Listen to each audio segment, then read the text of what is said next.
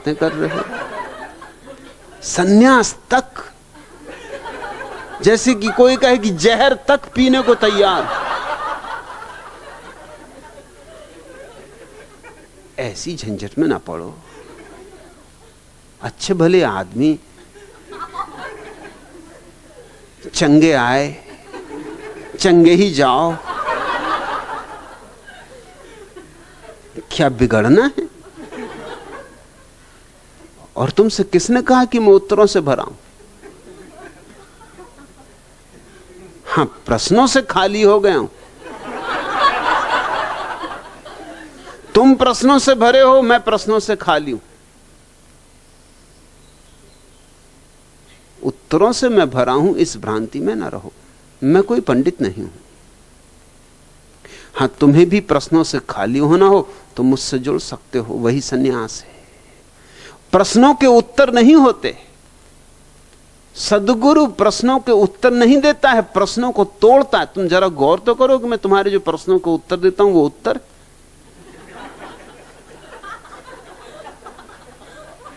कि इधर से लंगड़ी मारी, उधर से एक दचका दिया, इधर खोपड़ी पर लठ मारा, एक खुद्दा आगे से एक पीछे से, इसको तुम उत्तर कहते हो? उत्तर होते शास्त्रों में, यहां तो कुटाई पिटाई हो जाती। और तुम कह रहे हो कि आप मेरी जिज्ञासाओं का समाधान कर देंगे यदि आप आश्वासन दें,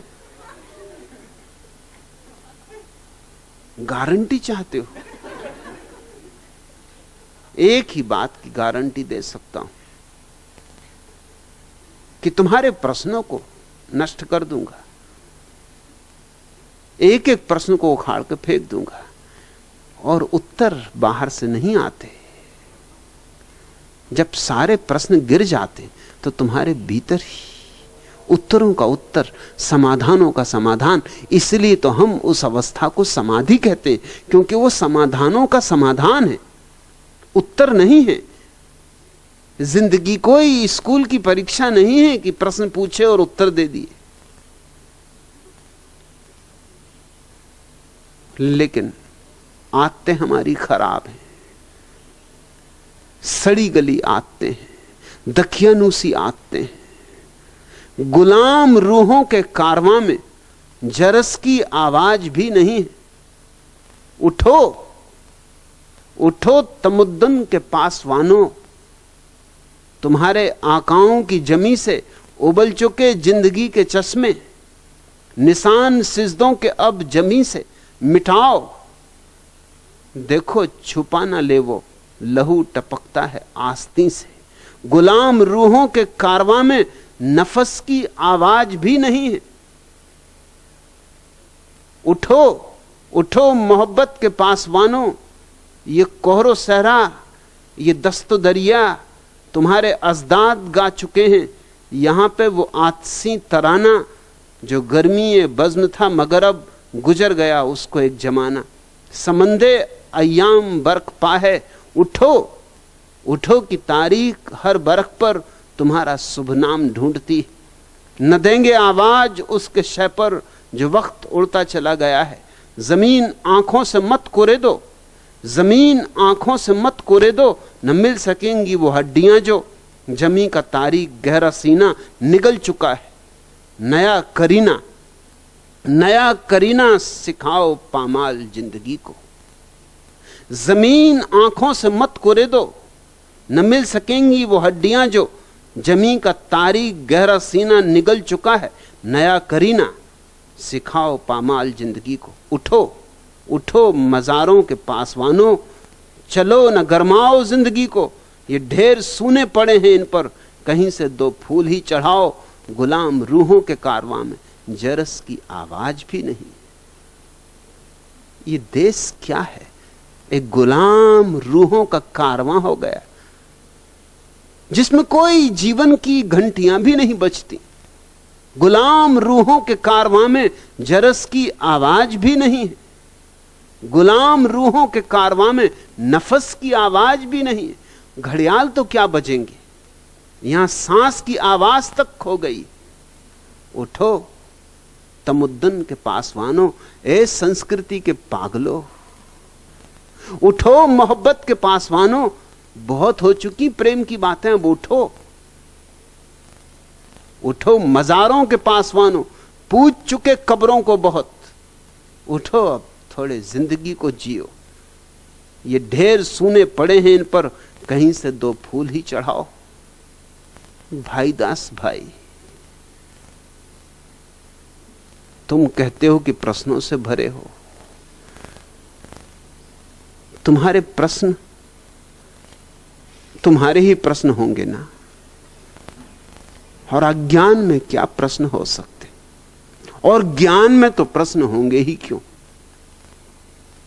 अज्ञान में व्यर्थ के कुतूहल होते, या चालबाजियां होती, या धोखा होता, या पाखंड होता।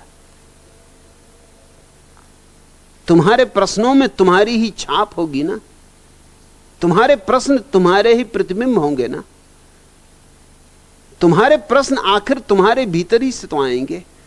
अब बबूल में कोई गुलाब के फूल तो ना लगेंगे। अब बबूल के कांटों को मैं बैठा रहूं, तोड़ता रहूं, इससे भी क्या होगा, नए कांटे उगते रहेंगे। इसलिए मैं तो जड़ मूल से तुम्हें मिटा दूंगा। भाई दास भाई, अगर तैयारी हो बिल्कुल मिटने की तो सन्यासी हो जाओ। आश्वासन एक देता हूं कि मिटाऊंगा, बिल्कुल मिटा दूंगा, जड़ों से उखाड़ूंगा, कहीं कुछ शेष ना रहेगा तुम्हारा तुम में। और जब तुम्हारा तुम में कुछ भी शेष ना रहेगा तो पा जाओगे तुम सभी समस्याओं का समाधान। दादा चूहड़मल फूहड़मल बीमार थे, डॉक्टर के यहां गए। डॉक्टर ने सब जांचा परखा और 2 दवा की गोली देकर कहा, एक सुबह एक शाम खाना, बस एक ही दिन में बिल्कुल चंगे नजर आओगे।